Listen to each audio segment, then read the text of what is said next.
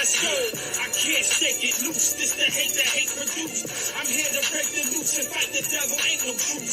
Raise it another level. Shame the devil. Say the truth. And look him in his eye when the enemy's facing you. I can't shake it loose. This the hate that hate produced. I'm here to break the loose and fight the devil. Ain't no truth. Raise it another level. Shame the devil. Say the truth. And look him in his eye when the enemy's facing you. You peak pale skin beast. I hate your red, white, and blue. And Ku Klux Klan sheets. I hate your president, your senate, and your campaign speech. I hate the British and the Romans and the goddamn Greeks. It's no peace, yeah. Moral persuasion doesn't work with Caucasians. You speak this language through violence with guns blazing. So what I'm saying, negotiating with Satan is to waste the time. You out your African mind. Gonna make these devils pay for every single crime ever committed. Cracker, you did it, now it's time to die. I sprayed a ratchet, I batted, no moving backwards. I'm sending bullets at crackers and all faggots. Forward is the motion. Killing devils on different levels, concocting potions to stop them from encroaching. On our way of life, I got a knife to slit his throat with. Get my people hype, cause what I write is always dopeness. Focus. I can't shake it loose. This the hate that hate produced. I'm here to break the loose and fight the devil. Ain't no truth. Raise it another level. Shame the devil. Say the truth. And look him in his eye when the enemy's facing you. I can't shake it loose. This the hate that hate produced. This the hate you I'm here to break the loose and fight the devil. Ain't no truth. Raise it another level. Shame the devil. Say the truth. And look him in his eye when the enemy's facing you. Take a step in my lane. I'm projecting the pain. Visions and pictures in my veins of us tortured and slain. So many sons and daughters slaughtered, some known in the name. Bringing my eye to the situation is why I came. I shake every pet nation, go exterminate. Marcus Garvey, Mugabe, politics, run them all away. KPI type methodology, how to God slay. Try life and I don't play. Kill these crackers in broad day. Enter the scene, got them clean and watch me swerve out it. Big juju in my pocket, I ain't worried about it. That go for grown-ups to babies, salute my Baba Khaled. Muhammad, we solid, I call for violence, it's very valid. Yeah, murder these devils, it's divine order. We opposites, I reject them mixing like oil and water. Africa for Africans, representing them words strong. I say shut them borders down and let us get a purge on. I can't shake it loose, this the hate that hate produced. I'm here to break the loose and fight the devil, ain't no truth. Raise it another level, shame the devil, say the truth. And look him in his eye when the enemy's facing you. I can't shake it loose, this the hate that hate produced. I'm here to break the loose and fight the devil, ain't no truth. Raise it another level, shame the devil, say the truth. And look him in his eye when the enemy's facing you. This ain't no kumbaya vibe, my yasa is a war tribe. That's my war cry, double H famine, it's wartime. Devils want it all, wants peaceful coexistence. Anti-separation, he's violently resistant. Group tech, bullet pow, hit the deck when bullets fly. The devil won't change and needs to be euthanized. The stupidness, foolish minds, you will get used to blind. Suicide, trusting this cracker is suicide. Fool me once, shame on you. Fool me twice, you know the play. That peace talk is juvenile, it really don't hold no weight. Fighting hate with love sounds great in theory, but never ever ever work in history. Name one place that this cracker went. Name one place that this cracker left alone. I bet that they was war prone. Keep a piece in your wardrobe and know the world's a war zone. I can't shake it loose. This the hate that hate produced. I'm here to break the loose and fight the devil. Ain't no truth. Raise it another level. Shame the devil. Say the truth. And look him in his eye when the enemy's facing you. I can't shake it loose. This the hate that hate produced. I'm here to break the loose and fight the devil. Ain't no truth. Raise it another level. Shame the devil. Say the truth. And look him in his eye when the enemy's facing you.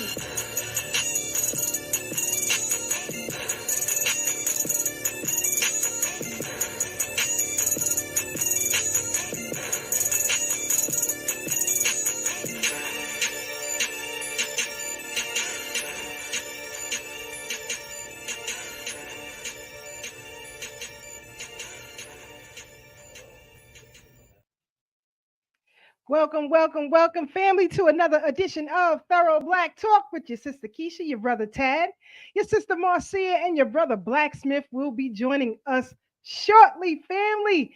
Glad to see y'all for another Black-tastic Thursday, as Sister Marcia says. She'll be in here in a few minutes. We got a lot to discuss tonight. I'm glad to have y'all with us. So many things have happened since last week. Wow, we had a solar eclipse. We had a whole bunch of stuff. I hear people getting sick after that solar eclipse. Some people are suffering with menstrual issues. Some people have had headaches, severe headaches. I don't know, but I'm fine over here. I hope y'all rocking out with us. I hope everything is all right with you. Brother Blacksmith, he'll be in here in a minute. Aunt Marie, glad to have you black with us. Brownsville in the building. Before we move on, I got to give some love, some love. Happy anniversary to Aunt Marie and Uncle Jesse, Brownsville's finest in the building, y'all. Black love, black love, black love. You know, we promote that over here. Always, always, always. Brother Magnetic Peace Tyson in the building. North Kakalaki family with us. Glad to have you black with us, brother. We got a lot to discuss. I hope you on board for it. I hope you on board. Sister Aminette too. The Midwest crew in the building. What's good? What's good? What's good? Glad to have y'all black with us as well. Sister Farnessa, Alabama finest in the building. What's good? What's good? She said, Bibi Fahodier family, White didn't give me no notification that you are on. Trifling. Yeah, that's what it is.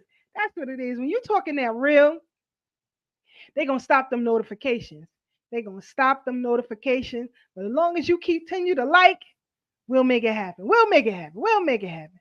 Brother Ray in the BK William Mackey History Club in the building.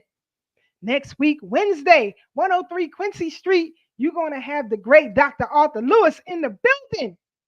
Now, if you missed the last lecture of Dr. Arthur Lewis, go to YouTube when this is over, put in the BK William Mackey History Club and check that out. So you can be prepared for what he's going to talk about next week.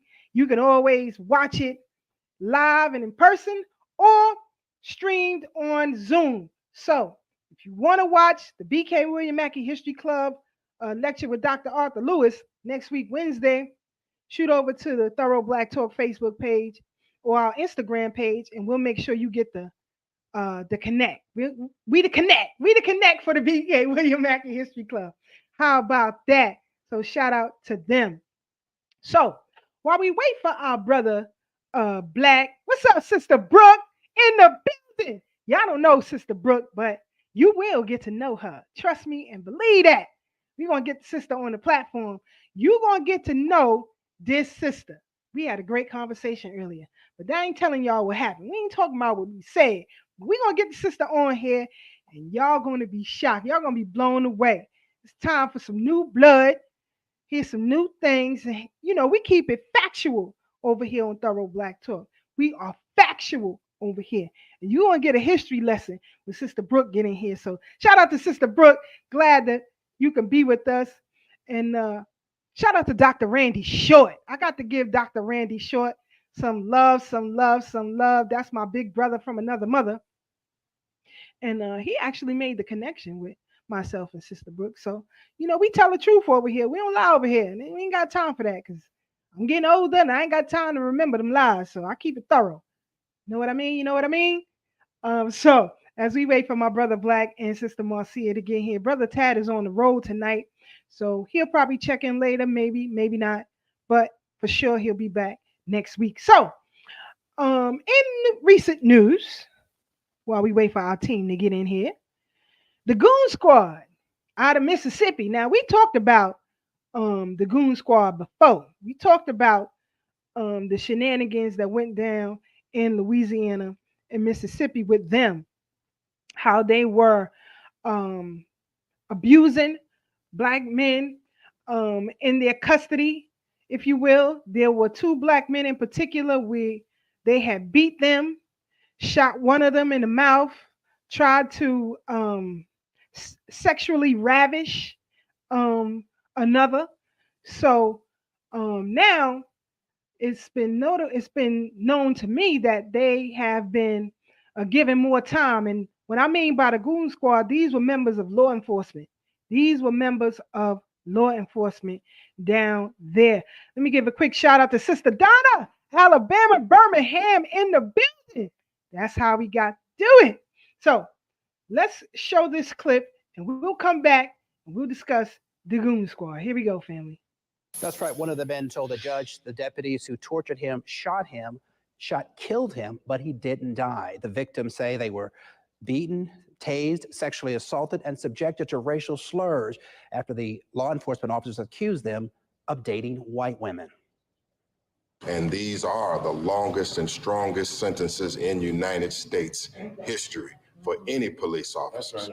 Judgment day for the Goon Squad. 5 disgraced former Rankin County deputies and an ex-Richland police officer sentenced to additional prison time after a judge rejected state prosecutors' recommendation to give the men less time behind bars for abusing 2 black men. Been a long year, man, but it's been a short year. I'm thankful for all y'all, that's been here with us, man, for the ride. All y'all that helped us, with this fight. Victims Eddie Parker and Michael Jenkins speaking out after the judge handed down the sentences. It really ain't been about me. It's been about what they did to my mama, how they made her feel, and just the dictating and the bullying. Sentences for Joshua Hartfield, Brett McAlpin, Jeffrey Middleton, Daniel Updike, and Christian Detman ranged from 15 years to 25 years. Hunter Elward, who shot Jenkins in the mouth, was given a 45-year prison sentence. Jenkins and Parker's attorney called the judge's ruling historic. No police officer in the history of Rankin County has ever been held criminally responsible for harming anyone, let alone a black person. The 6 men are already serving between 17 and a half years to 40 years in prison on federal charges. They will serve the state charges concurrent with the federal sentence. Prosecutors say in January 2023, the deputies handcuffed Jenkins and Parker in their Braxton home, then tased, beat, sexually assaulted, and subjected the men to racial slurs after the law officers accused them of dating white women. While the deputies are headed to prison, the fight for justice in Rankin County isn't over. Brian Bailey should be on notice that he may be next. The Rankin County NAACP still demanding Sheriff Brian Bailey resign and for the U.S. Justice Department to prosecute Bailey. The sheriff, who we consider the leader of the Goon Squad. That's right. So we are going to continue our fight to remove him from office. Now, the sheriff has said he was in the dark and wasn't aware of what the Goon Squad was up to. Rankin County facing a $400 million civil lawsuit. The victim's lawyers say a court judgment against the county could bankrupt Rankin County. Back to you. I'm telling you, family. I'm telling you. Now, remember, we discussed this case a while back, and I want to give shout out to their legal representation, who was steadfast in making sure that the prosecutors prosecuted these men to the fullest extent of the law, even though there were recommendations from their unions and fellow DAs who wanted them to get a lighter sentence. But these brothers' legal representation, Malik Zulu Shabazz and others, was steadfast in making sure that these police officers, former police officers that is, was sentenced. And now, as you see, 40 years. And they're going to keep going, because last week we had our sister Pamela Smith on here, and she told her story of SA while she was incarcerated at a work camp in Tulsa, Oklahoma. And all of that she told us last week, you guys don't even know the half. You don't even know the half. I mean, she has sent me legal documentation, court filings. She and I had an extensive conversation, and she'll be back next week to take your questions, because I know last week you guys didn't get a chance to ask her any questions. And so we're going to work out the technical issues to make sure she can be here live and in person with us.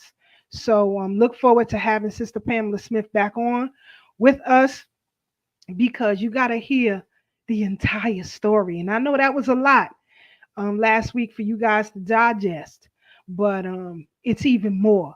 And so we will have her back on again next week. Now, also, family, we talked about um, legal precedent that has taken place across the country, where you have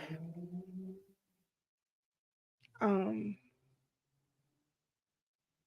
organizations, if you will, government organizations who are pulling back on their obligations to service our community, their legal obligation to service our community. And anybody who is in conjunction with service of our community, they're pulling them back as well. Remember, we talked about a group of sisters who have formed an association to help small Black business, in particular, Black women in business. And their case is going to the Supreme Court because other associations are trying to hinder them from helping them finance small Black businesses. But if you don't believe us on Thorough Black Talk, I'm going to let Judge Greg Mathis tell you what's going on.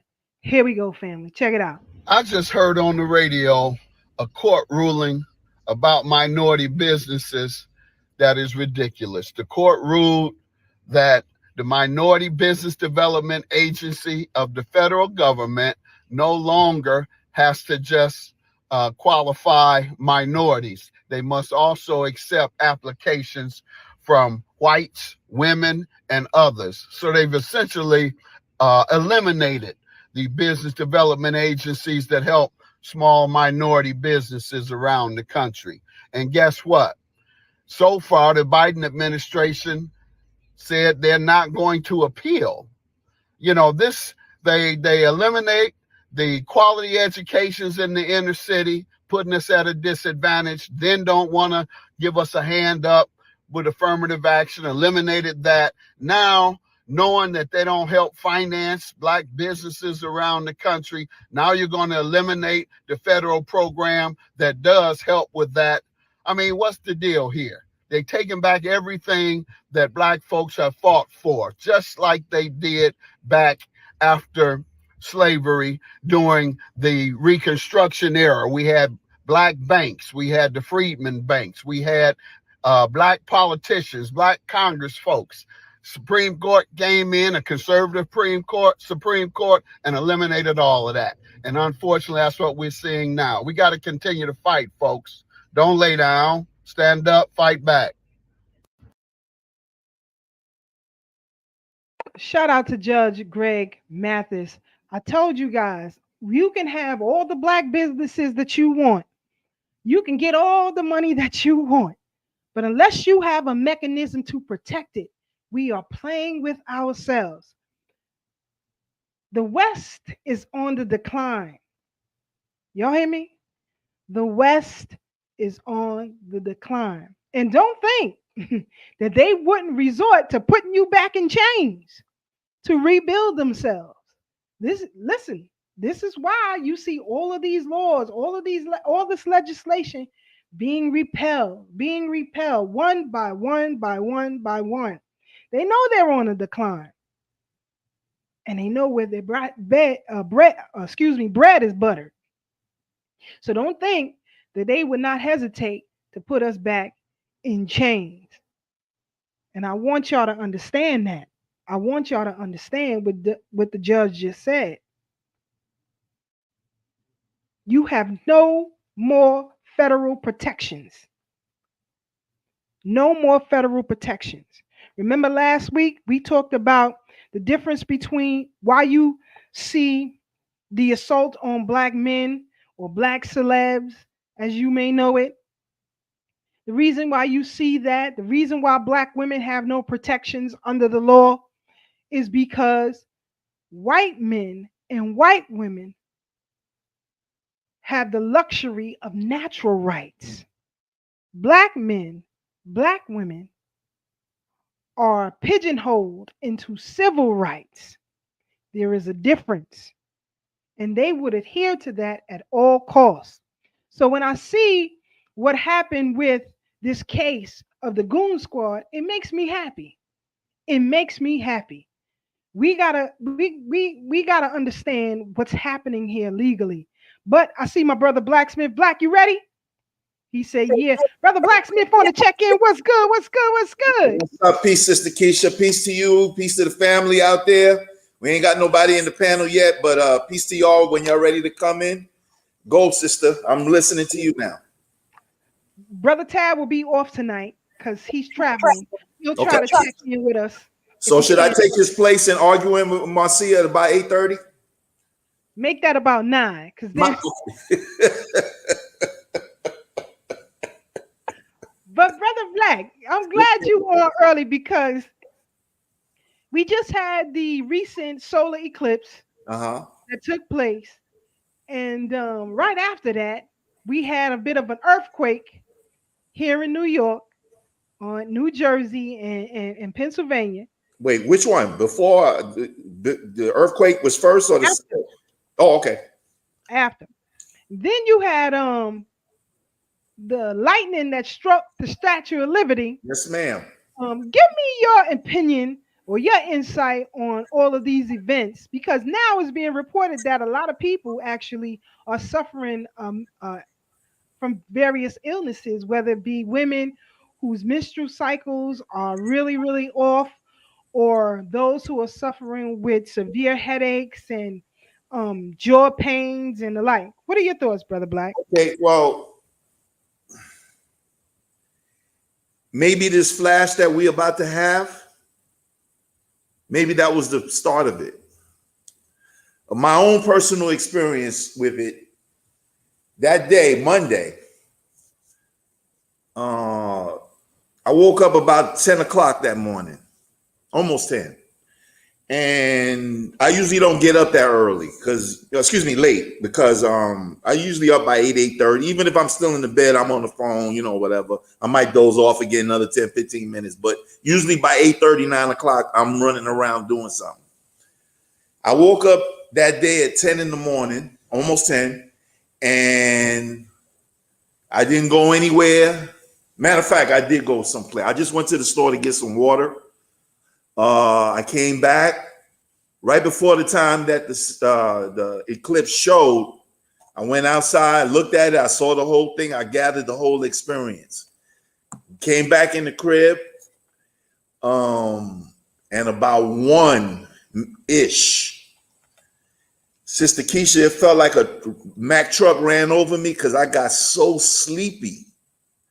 And I don't usually get sleepy at that time of the day, especially when I wake up late like that. Because, if I wake up early and then I know I ain't got to do nothing, or if I do got to go somewhere, I'm going to take a nap as soon as I get back, because I know I'm going to be tired. I've been moving around. And I slept almost 4 hours, unheard of in my life. I didn't feel sick or anything like that. It's like I got hit with a blow and it put me to sleep, and I woke up 4 hours later in a coma in the hospital. Yeah, your wow. Yeah. So that's my personal story. I believe if you tapped in on the spiritual level, and when I say spiritual, I'm talking about the cosmos as a spirit too. If you tapped in at that level, you were affected on it, and you could still be a person. That means you're chosen enough to use that as a sign to get you right.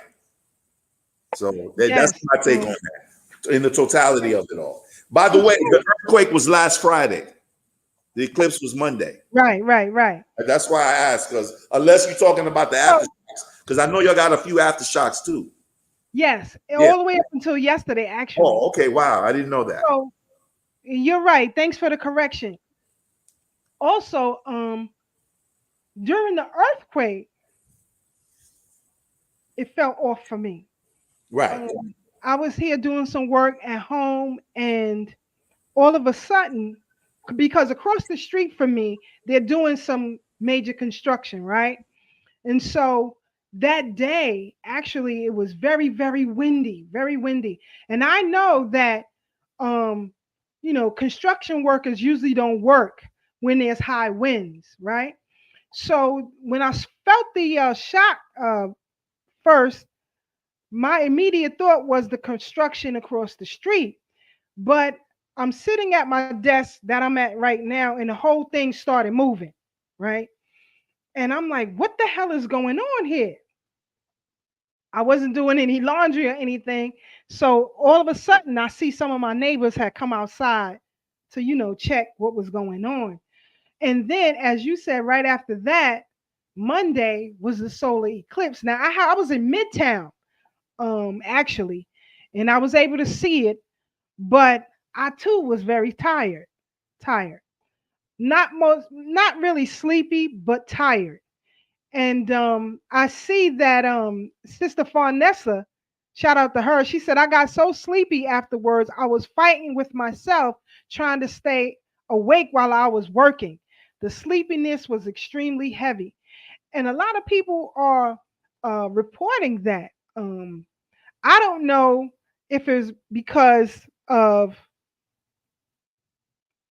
both instances that had taken place, because I don't know exactly where these people were who felt whether ill or tired or whatever. I don't know where they reside.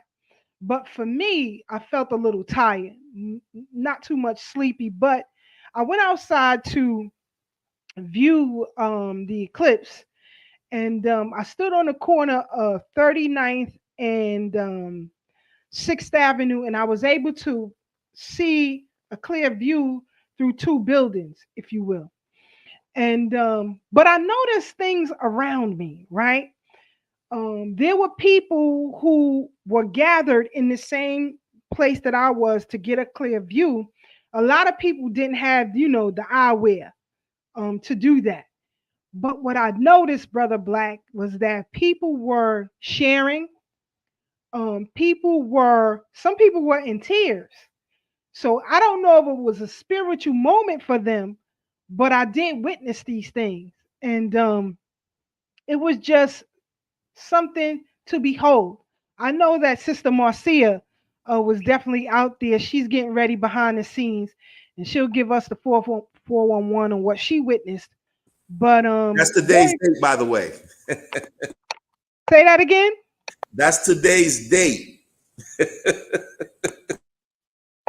Right. But it was something to behold. Sister Brooks said today was the first day that she hasn't felt sleepy. And she said I was up until about 5 a.m. last night and then up 9 a.m. today. The same for me, sis. Most nights for me is that way. I will be posting things at 3 o'clock in the morning. I can rarely ever sleep through the night because I don't know. My brain is always busy. So I try to relax when I can. But yeah, so I'm glad those of you who were able to witness it, experience what you experienced. And if you want to hear more about, Brother Black's thoughts and process on these things, you can follow him on Facebook as Flavius Jones. Sister Keisha, Yes, it's sir. Elias Flavius. And Elias Flavius. And because I was hitting too hard, they took my blog away from me. So don't even say it. Whoa! Last week, yep. Whoa! Stop. I tell you, boy, these folks ain't playing. Let me tell you something. These algorithms are flagging a lot of us. I told you, even using 100 now. Yeah, you said that last week. Yeah, it's a flag now. So even if you put in a quote or a comment, you put 100, that's a flag for the feds right now. How could you? Why is that a flaggable offense? It means something in gang code or something? I don't know, brother, but That's it's crazy. on the list. 100 is on the list. Sister Marcia, you ready to rock out? She says, yes, Sister Marcia. What's good? What's up, Angel? Happy Black-tastic Thursday on Thorough Black Talk. How's my family doing? Everyone in the interspaces, how are you feeling? Hey, we hanging out at Club Eclipse. Hey, it's a nice place to be. It's a nice place to be. I don't know why everyone's so scared. You got to level up your game. It's time to manifest. By the I way, was calling on the freedom fighters. I was calling on the rebels. The rebels. You know, it was an eclipse that got that turn started, right? His wheels was turning like, yo, somebody is saying something to me. I gotta do something. And he did something, even if it cost him his life. And I think that's one thing that we are too cowardly to understand, that sometimes for the right cause, it costs you your life.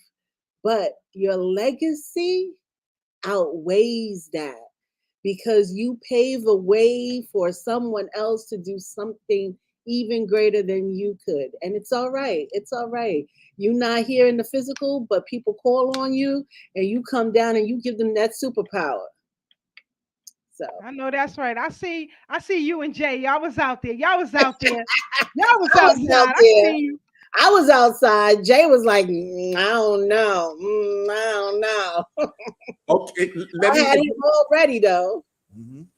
Hey, going back a minute, Sister Keisha, Marcia brought something up that brought me back to a moment when you asked me about the initial question you asked me. As far as that was concerned, you have to understand, especially as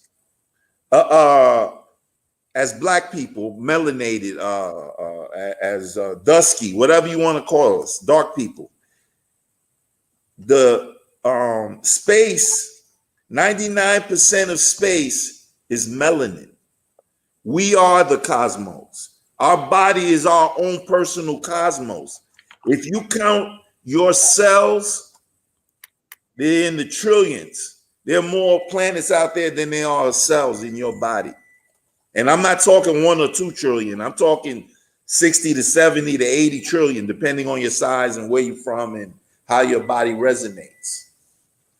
So that melanin we're connected to, especially if we doing the right thing, like what we're doing today, right now. Those kind of things. That's what's up, bro. I feel you in that. I feel you in that 100. Sister Marcia, I'm glad that you're here because we had a conversation, you and I before, about our folks being in a state of arrested development, if you will.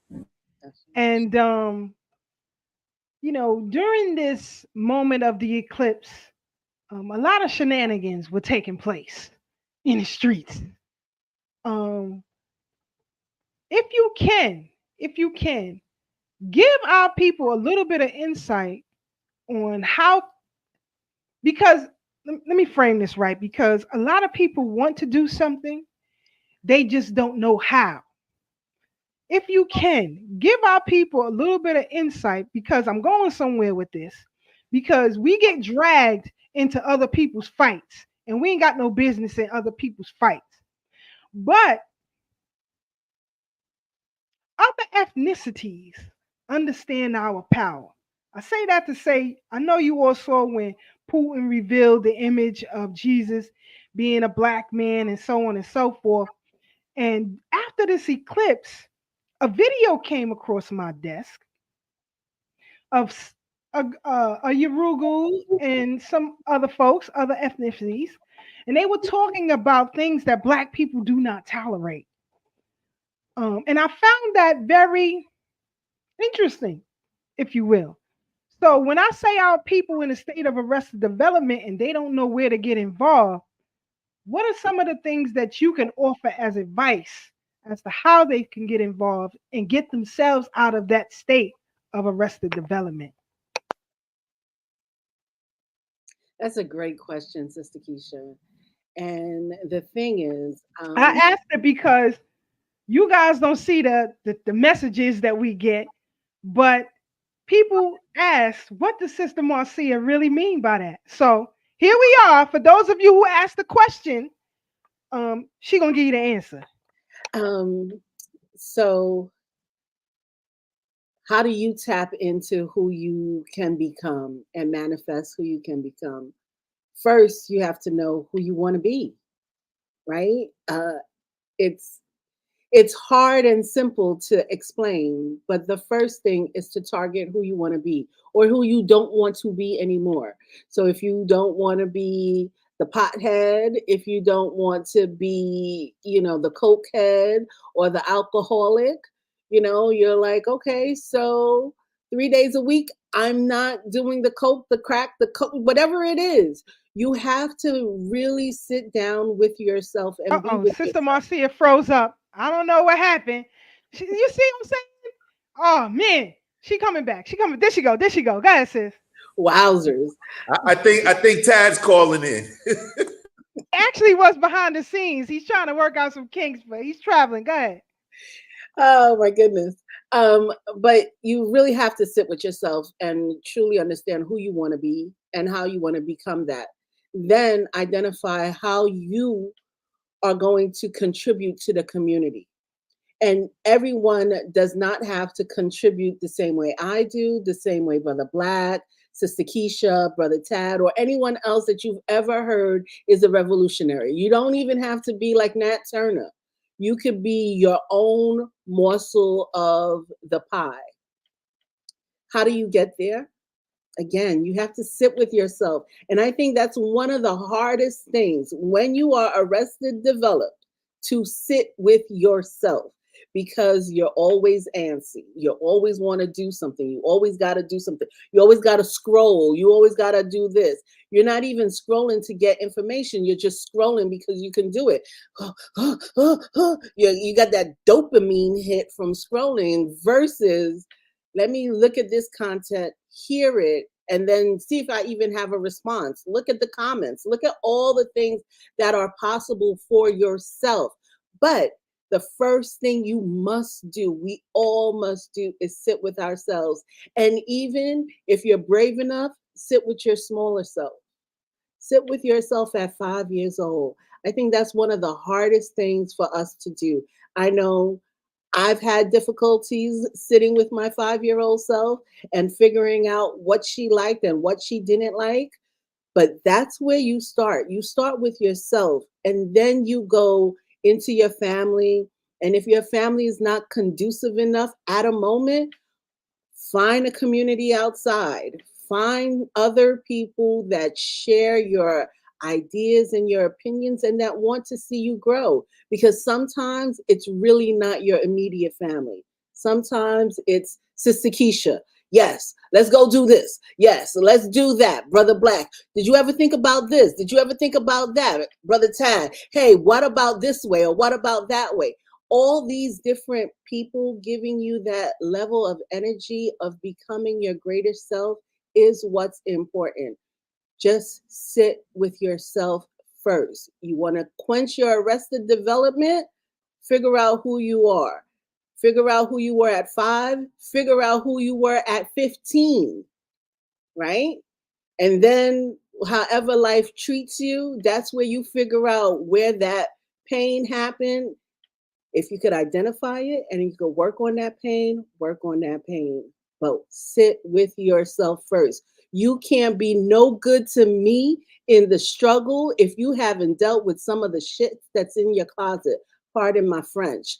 But the stuff in your closet could disrupt an organization very quickly because you haven't dealt with it. And when it shows up in your organization or in your personal life, you still don't know how to deal with it. So you screw up all the pieces anyway. So you either want to advance or screw up pieces. And if you're out here to screw up pieces, stay away from me, stay away from Sister Keisha, Brother Tad, Brother Black.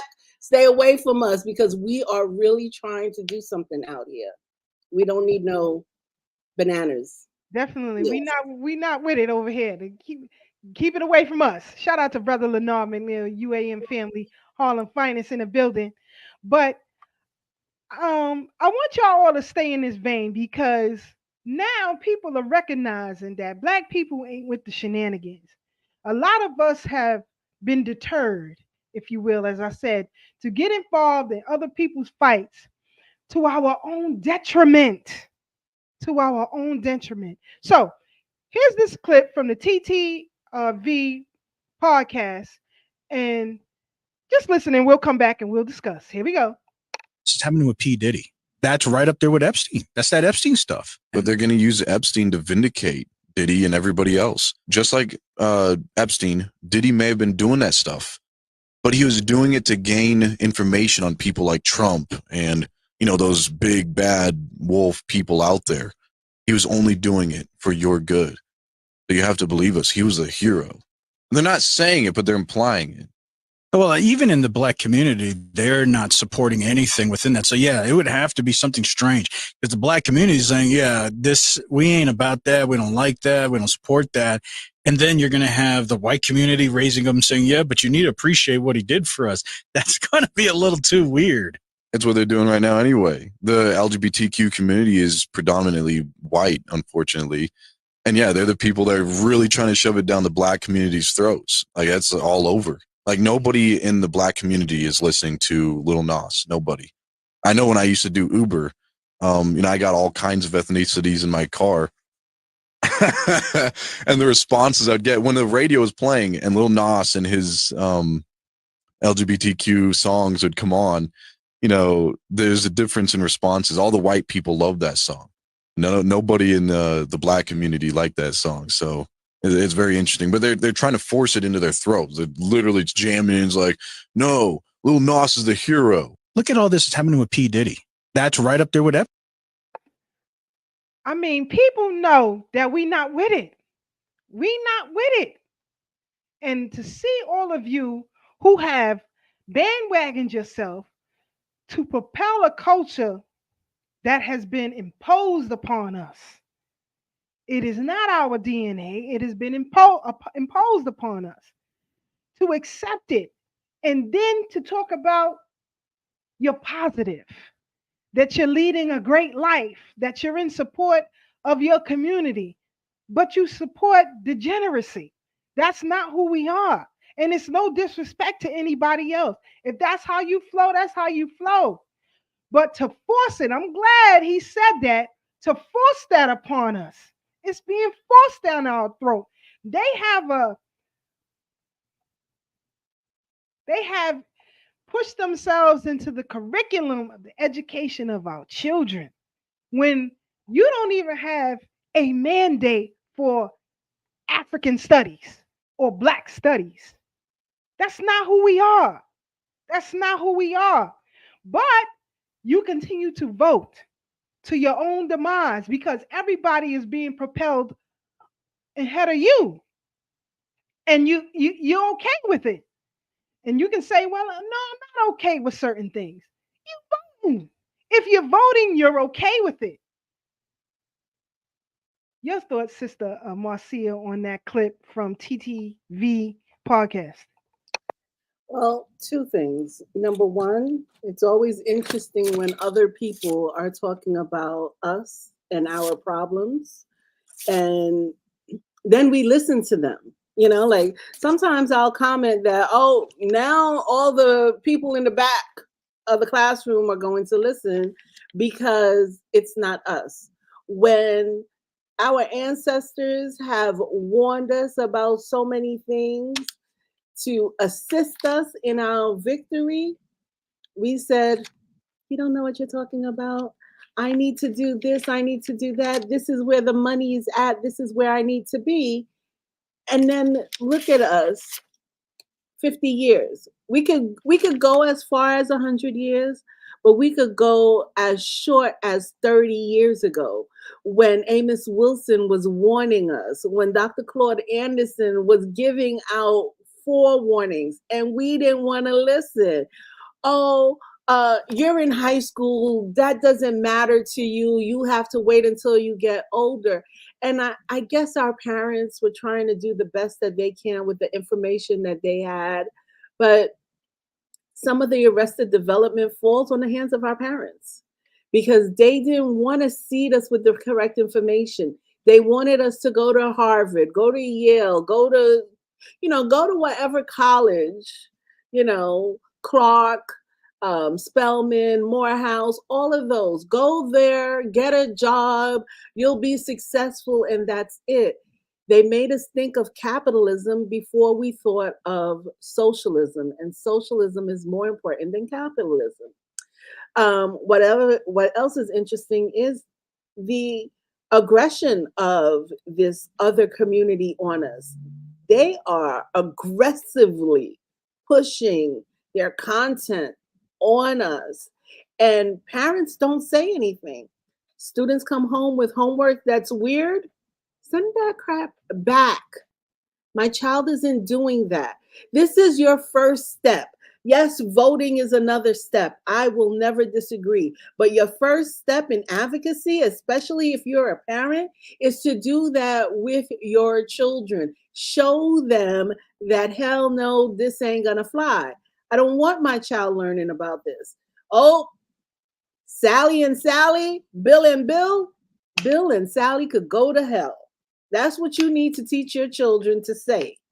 You need to be as progressive and as aggressive as can be with your children today. Not wait until they turn 25 and, oh, they'll be strong enough and da da da da da. No. And there's one thing that Mama Baina Bello always stresses, that during the Haitian Revolution, everyone fought. Children, 7 and under, old people, 90 and up, everyone fought for the cause. If you're not going to fight for the cause as a unit, you're not fighting for the cause. And I get it.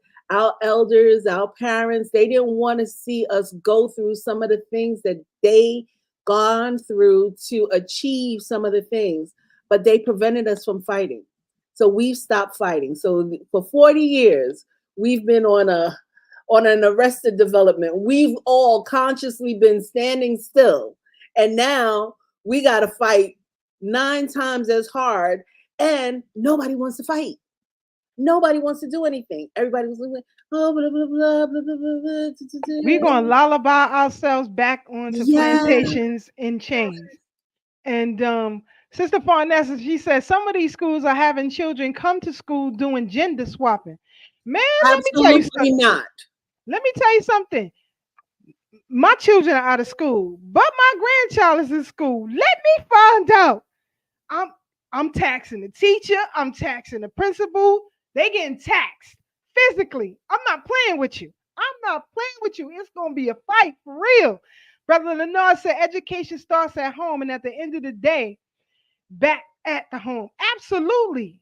Absolutely. You got to prepare your children and give them the tools that they need to make it better. They need to survive. If you want to send them into these death camps, you're going to have to give them the tools that they early. need to survive out. Yes, because they are so impressionable. Absolutely. Right? And you know what's sad, Sister Keisha?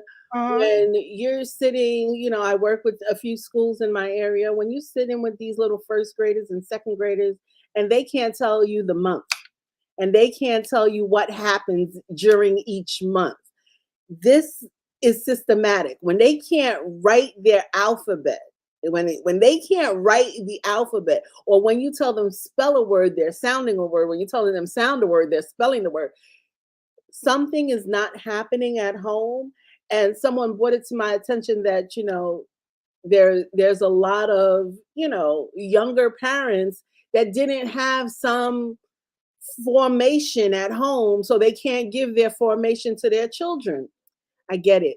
Once you realize that you don't have the formation, find a place, find something. And that's where I say the city of New York is a piece of crap, because they broke down all those community centers where children could get additional resources. So now the only additional resource that children have is their tablets. At first it was TV when it was my generation, but we still went outside and played. Nobody's going outside and play, and everybody is on Roblox or whatever game they're on, and nothing is happening for them. And it's a serious problem. We will see this problem in 10 years. I feel you, sis. I feel you. It's a lot. It's a lot. And speaking of which, a lot, we've had some passings, if you will, that have happened in the last couple of days. One of them being former football player, great football player. At least that's what I'm told. When it comes to football, I am illiterate, So I trust those who told me the information that he was the juice and the best. But he was in the later part of his life was known for the murders of Nicole Brown and Ronald Goldman. And you know, I want our audience to not so much focus on that, but the genius of his legal representation. That is something that is to behold. Johnny Cochran and the team did an excellent job. But I remember during that trial of the murder of Nicole Brown and Ron Goldman, I remember working at an office in Manhattan. I remember that they stopped work when that verdict was being read. Everybody was in the conference room and there was a mix of emotions. Black people was on 10 and white folks was pissed off. Sister Marcia, can you tell us what you remember? Your feeling, if you will, when that verdict was read of O.J. Orenthal Simpson not guilty of the murder of Nicole Brown and Ron Goldman. I don't know where I was. I might have been high somewhere.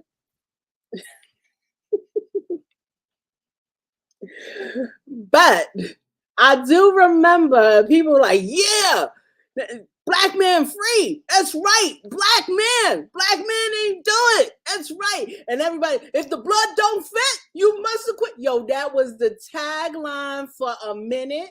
It even went down to babies. Yo, if the thing didn't fit, it ain't my baby. And yeah, it was a great time. It was a great time to be alive. And you know, I want that man to rest wherever he needs to rest. I want that man to not carry on that pain, because I feel in my heart, and I told my mama that he's going to carry on that pain and search for this lady and do it to her again. You know, because I believe in that level of energy that's out here. If you believe in that energy, I believe in that energy. And he might still target her because he big mad. And I want us to understand to channel our energies in the right places, because that nice, handsome black man could have done so much to advance our young people at a particular time. But yet he chose to be with an enemy and get charged for an enemy and live in obscurity. And now in his passing, the enemy's family is like, I still want all of that. I don't care. Yo, I'm glad you said that. I'm so glad you said that. And I remember I was working in Midtown, 39th Street in Broadway. I was working at 1372 Broadway. And let me tell you, there were high school kids who were being, I guess, dismissed from school.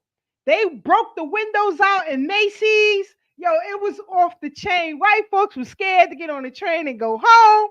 It was crazy that day. Brother Black, let me find out. Where were you, and what were your thoughts and feelings at that time when that verdict was read? At that time, I was working for the Parks Department on 60, right over there by Columbus Circle area. Broadway, Columbus, that area.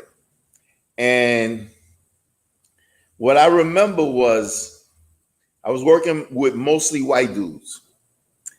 And one of them was always talking about how he believed OJ was innocent when he spoke to me. And when the verdict came out, that's not what he really believed, because he was like, his face didn't say, his mouth didn't mouth the words, but his expression was like, oh shit, that nigga got off. That's my memory of that exact moment when it happened. I wasn't the black y'all know now at that point. So I was like, why is everybody happy? Because 2 people still got killed. Now, so what? Whatever. Sister Farnessa said yes.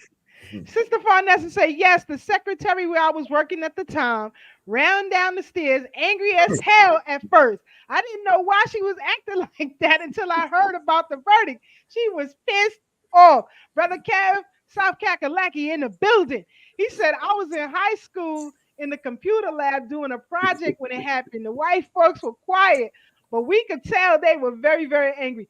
Absolutely. I mean, Sister Marcia said, because certain news mediums have been playing those reels, if you will. They're going viral all over social media. If you guys haven't seen it, but they've been playing those reels, and white folks was ticked off. You hear what I'm saying?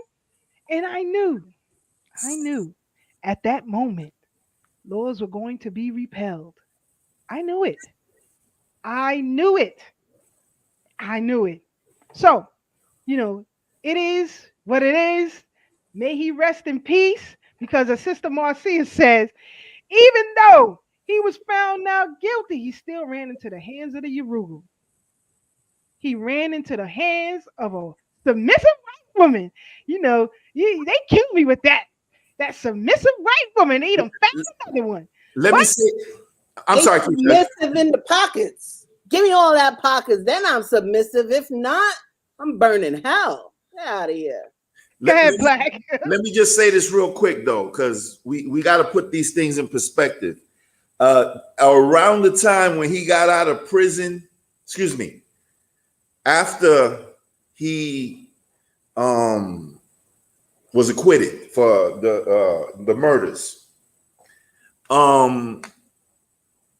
there was a video going around.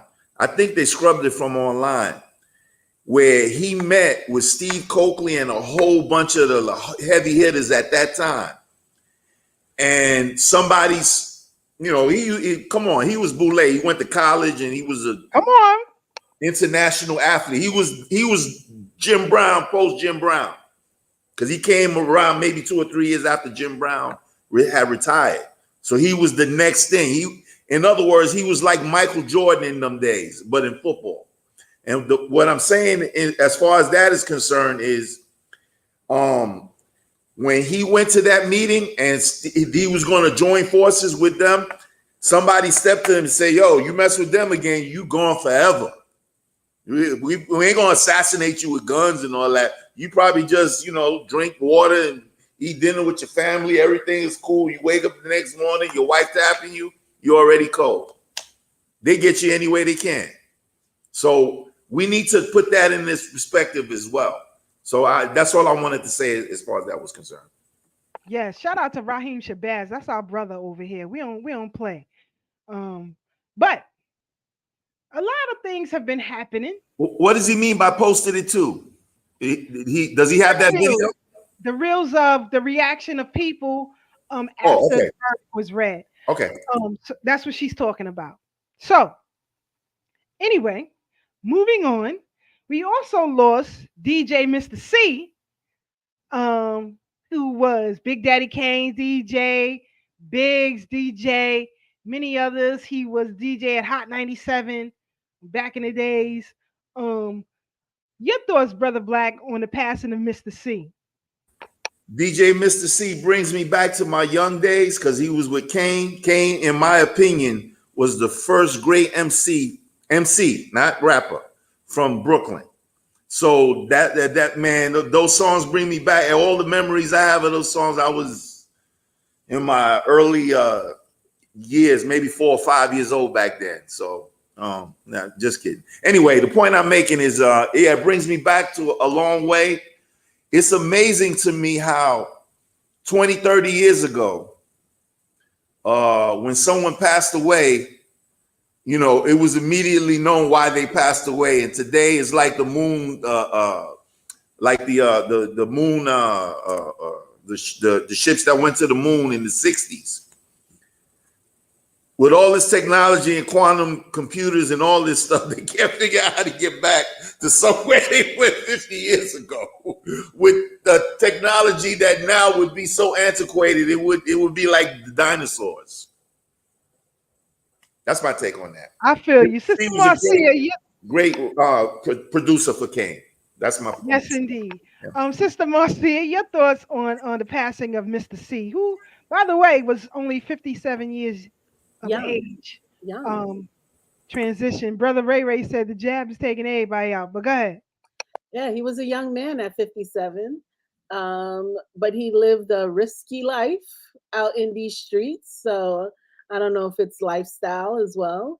Um, but I remember my dad Wait. What do you mean risky, Sister Marcia? listen, I don't know. LGBT, A, B, C, D, E, F, G, I can't get up to No, MISTERCEE. what?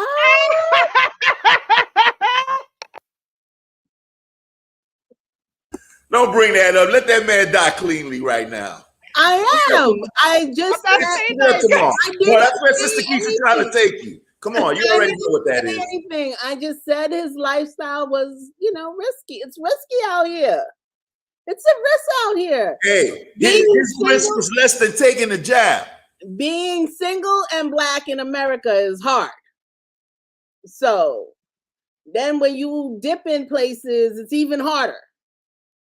So let's just be real. Let's be honest. Let's Listen, not Brother be Black, afraid I of had the to step in and be Brother Tab for a second. I had to get Marcia. Tab, so I gotta hold the line. You know what I'm saying? When one of us ain't here, we gotta hold the line. Hey, Tag got another half hour before he get on. Come on now. Where you He's at, bro? traveling, he's driving. So it's a little difficult. But I'm sure I know for certain he's listening. Now But yeah, wait. But what I was gonna say is that I did enjoy my time at the Tunnel and the Q Club when he was on the ones and twos. Man, I had a great time. Mr. C had a party rocking. You will never miss. You were dancing from the time you got there to the time you left. And so if you were smart, you got there at 1, and if you were even smarter, you left at 3. Now, if you weren't, you got caught up. And I don't know what happens after you get caught up, but hey, or you wanted to be there at free, ladies free before 11. Ladies. Hey, Sister one of Marcia. these days, I will tell the story of a party I was at with Mr. C, Mike Tyson, and some other folks, and Mark Breland. I'll tell y'all about that one day behind the scenes. But go ahead. I didn't mean to cut you off. No. You good, sis. I just want real quick.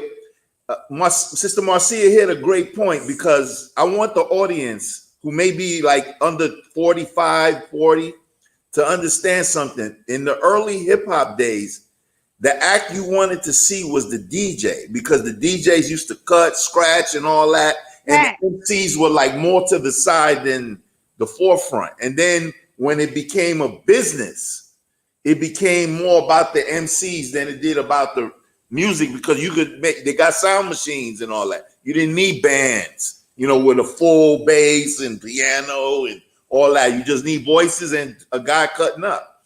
And then it became more about the rappers after it became big business. It's starting with Run DMC especially. So I just wanted to let the audience out there who don't know that part of how hip hop began back in the days. That's the foundation of it, the DJ, not the MC. Absolutely. Right. Absolutely. Sister Farnessa says she knows he spilled. She want the tea. When I come down to Alabama, sis, we're gonna have lunch. You gotta save it for the book. I'm saving it for the book, sis. But before I move forward, Crush 409, he says DJ battles at Washington Urban High School was crazy. Absolutely. Shady Rest Park in Farragut, off the chain. I'm telling you. But before I move any further, the team, I need y'all to help me wish Crush 409 a happy birthday. Happy birthday, fam. What's good? I told you. Salute, brother. Happy birthday. No. Sister Marcia said, don't do it to yourself. And Sister Keisha, she revving up right now. She getting ready.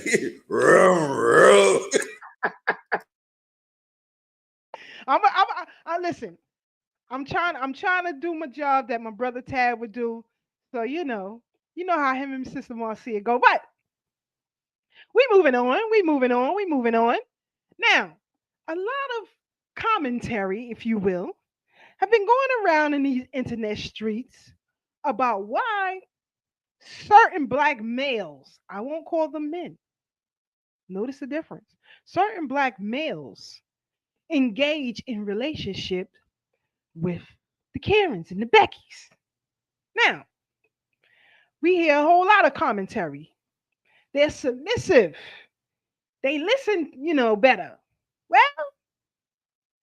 an employee of Howard Stern, Elisa Jordana, beat the stuffings out of her boyfriend on a live stream, and then he decided to retaliate and tear her to pieces. Let's take a look at this clip, family, and we'll come back and we'll discuss it. Hold on, here we go. Hi, Sarah. How are you? How are you, Sarah? Hi. Nudes and different sentences that he. Sarah, I'm sorry about this. Don't talk. Don't fucking talk. Idiot. Yes, Sarah. We're really sorry about this. I'm sending him your way today.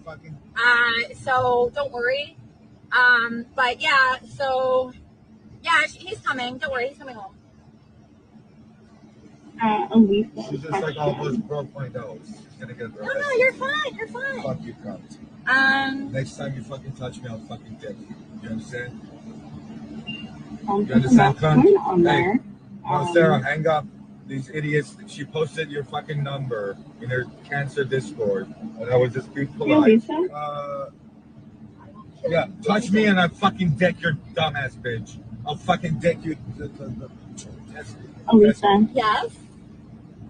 As a woman, the dumb cunt, Sarah, the dumb retard in the middle of the street section. And you choose to leave the number from the chat. No, she's a fucking insane person. She's a fucking 50-year-old dumb cunt in the middle of the street dancing. Yeah, Sarah, I heard you had a kid when you were 16. That's what he told me about you. Yeah, and he said you're a dumb Mexican. I said she's a dumb Mexican. Mexican. And he said you keep showing up. And he says you won't stop texting him. But I saw the text. It's the same shit. Yeah. Yeah. What's up? She's half your age. She's half your age. Delete the number, please. Pull over, dumb cunt. Okay. Pull over, dumb cunt. No, please don't. I'll stop. Okay, I'll stop. Pull over. Okay, Pull over, dumb cunt. No, I'm sorry. Oh, call 911, Sarah. Call 911. No, please. Call 911. No, I'm sorry. No, I'm so sorry. Please let me go. Babe, please let me go. No, please, I'm so sorry. Please let me go. Oh, you're sorry. Get the fuck Okay, out. I'm gonna go. He's killing me. No! Okay, I'm gonna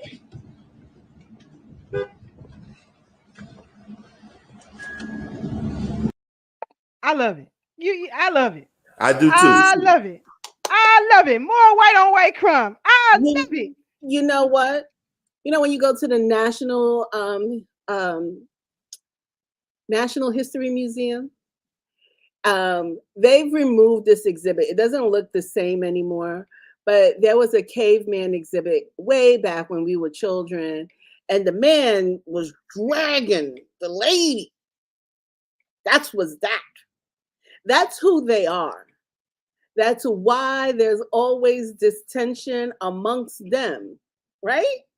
They don't like each other, but they damn sure will make sure that they get above us.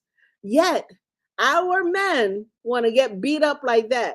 You want to tell me that Nicole ain't do that to OJ, and OJ was like, oh yeah, now you bumping heads with somebody else and you think that's going to fly after you beat me up and I was kind to you? No. All these men out here with their little Karens and Beckys and whoever else, they all get assaulted like this. They won't say anything because we do that. That's what they say we do to them. We wouldn't even do this the door. But we might throw what did what's his name? Al Green get thrown on him? Right? Grits. Yeah. But we ain't out to be beating you up. We want you down and out. You know, we're not out to have tussles with you and everything like that. We're doing But I something thought, really quick. these folks is submissive. I mean, as if, and when I hear this commentary, it pisses me off, and I want to choke everybody. Because what happens to all of these Karens out here who just accusing black folks of doing things, trying to get black people locked up?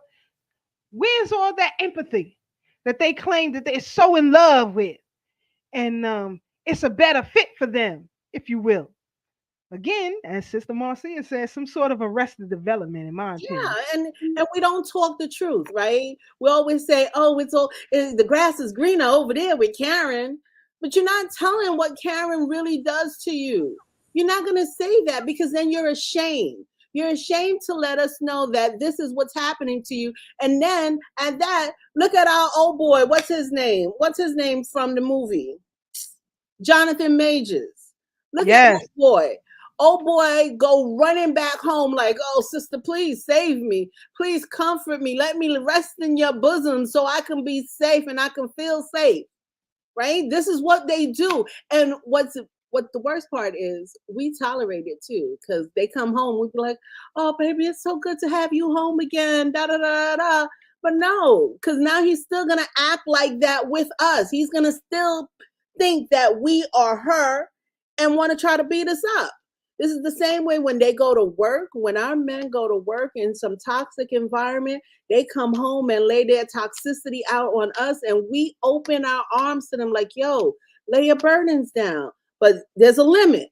There's a limit on how much burdens you're going to lay on me, because I got burdens too. But we could work through things if we want to not be arrested, if we want to develop community. But I digress. That Sister Farnessa says, facts. We shouldn't take them back. You know, Sister Farnessa, the problem is, even in the movement, there seems to be a lack of accountability, if you will. And we easily to forgive shenanigans, right? I'm not with that. I'm not. There has to be accountability. Let me tell you, true story. I'm tell y'all a true story. And the UAM family is in the building, so they can attest to what I'm saying. During the trial of John White in Brooklyn, peace be upon Reverend Herbert Oliver, he said to us, "Don't talk to the press." I did. Do you know I got spanked for that? Sister Judy, that's Leonard's mom, peace be upon her. Brother Harold, Ollie McLean, Leola Maddox, everybody called me to the carpet. I had to atone for that. Even though my commentary was right and exact, I still went against protocol. A lot of people, we let them do foul stuff and then we bring them back into the fold. I'm not with that. And we got a lot of liars out here. I'm not with that at all. And I guess that's why people don't like to rock with me. Because, see, I'm going to call you to the carpet on some things, and you're going to have to deal with it, whether you want to or not. Sister Veronica, she says, "Did you see the woman that?" Yeah, we saw that. That's what we talking about. This is what I'm saying. And then what did he do? Come back home. You see, Megan Good had to make you look good again. Even sisters who go out there and mess with Billy Bob and things go left, you can't come back over here. You can't come back. You got to atone for some things. We got to stop letting stuff slide all the time. Yep, even the scammers. Look, Brother Leonard, UAM family in the building. What he said, what I'm saying is facts. Even with atone for certain things. Even with the scammers, even with people portraying that they're going to do good by our community and do bad. We don't call them out loud enough, or their platform is too big that we like, "Oh no, we can't, blah, blah, blah, blah. We got to let the black man, we got to let the black woman." Sometimes we have to tell the truth. We are, again, part of our arrested development is too afraid to tell the truth on people. Too afraid to say that, "Yo, This brother's been in this organization for 900 years. And for 800, the organization hasn't been able to grow because he has this, that, and that type of problem. No, we're not going to. We all out here like this. Hey, Sister Keisha. Yes, sir. I need to commend you for that level of transparency. And going back to what Sister Marcia was saying a few minutes ago, I don't even believe I don't have an argument for my sister right now. Going back to what she said a few minutes ago, that's who you could become or that's who you could not be anymore. And that's the level of where you want to go if you feel like you need to make some changes in your life for the better. Not for you to do negative stuff better, but for the better. Whether it be just your family or your people, local people around you or what have you. Agreed, 100. Brother Kev says some of the brothers don't care, so they are choosing to become casualties of war. It's my brother from another mother. 100. 100. And again, Sister Farnessa, she says that needs to be part of the code of conduct. Do not accept these people back among us. Absolutely. You can't do wrong and slide. I don't care how great your information is. I don't care what good works you are doing. If your character is ugly, you are ugly. You have to fix that. I have to atone for certain things. This is a fact. Brother Lennar said, right is right. You can't make wrong right. You can only right a wrong and not let it happen again. I should. And now, apology without change behavior is fake, though. Say that again, brother. Apology without change behavior is fake. Yes. You just admitted that. That's an equation right there. It's an action.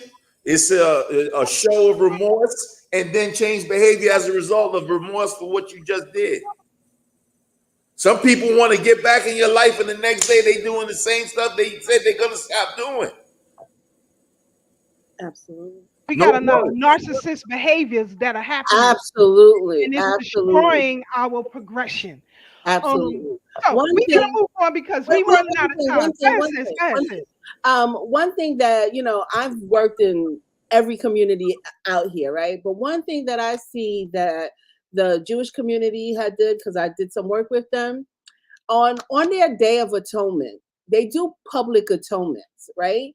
And whomever is being, or the peoples that are going up for atonement, they have a year of work that they must do before they can be brought back into the light. We need to be able to develop that level of system within our communities if we're really serious, right? Of having atonement, checking people or people checking themselves. This is what I've done, but that's, again, with sitting with yourself and being ready to be atoned for stuff. Facts. And it, because we're all not perfect. We are not. You're going to stumble and fall. But it's how you get up and how you progress. As Black said, you gotta fix yourself. You gotta fix yourself. And when I call people to the carpet, it's problematic. But I guess that's why people stay away from me. Good, stay away from me, because I'm gonna embarrass you in the worst way. So don't say nothing to me with no foolishness. We can't do that anymore. Brother Magnetic Tyson, he says bad behavior is like cancer. It has to be removed for the good of the body, community. Absolutely. Absolutely. With that being said, all the things that have happened as of late with Diddy, Brother Love, Puff, whatever you want to call him, Sean Combs, I don't know.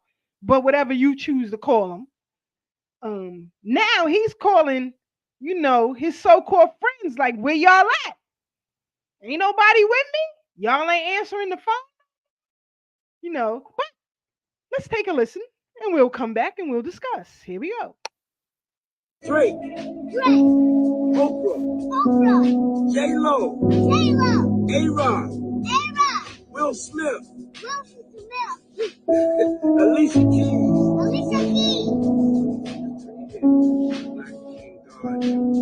Justin Bieber. Kevin Hart. Mark Wahlberg. Snoop. DJ Khaled. Swiss Beats. Kelly Rowland.